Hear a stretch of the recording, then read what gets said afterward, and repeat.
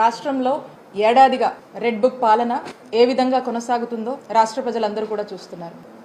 Red book రాజ్యాంగం ఏ విధంగా ప్రతి జిల్లాలో అమలవుతుందో, ఏ విధంగా రెడ్ బుక్ వల్ల ఎస్పెషలీ వైఎస్ఆర్ కాంగ్రెస్ పార్టీకి చెందినటువంటి యాక్టివిస్టులు, ఫాలోవర్లు, నాయకులు, ఎక్స్ ఎమ్మెల్యేలు, ఎక్స్ మినిస్టర్సు, అక్కడి నుంచి సామాన్య కార్యకర్త వరకు కూడా ఏ విధంగా అక్రమ కేసులకు, అలాగే ఇల్లీగల్ అరెస్టులు, ఏ విధంగా జైళ్లలో పెట్టి ఇబ్బందులు పెడుతున్నారనేటువంటి విషయం రాష్ట్ర ప్రజలందరూ కూడా ఈ ఏడాదిగా చూస్తూనే ఉన్నారు. మరి అలాంటిదే రెడ్ బుక్ పాలనలో ఈరోజు పరాకాష్ట అయితే ఖచ్చితంగా మీరు ఎవ్వరిని వదలట్లేదు.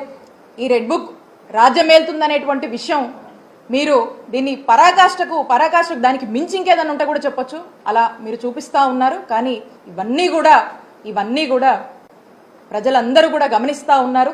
ఈ రోజున ఆంధ్రప్రదేశ్ రాష్ట్రం గురించి మనం మాట్లాడాల్సి వస్తే జగనన్న హయాంలో గుడ్ గవర్నెన్స్ అన్నాము. ఈ రోజున ఆంధ్రప్రదేశ్ రాష్ట్రం గురించి ఆలోచిస్తే ఎవరైనా కూడా ఇదొక హరాస్మెంట్ గవర్నెన్స్ అని చెప్పి పిలుస్తున్నటువంటి పరిస్థితి.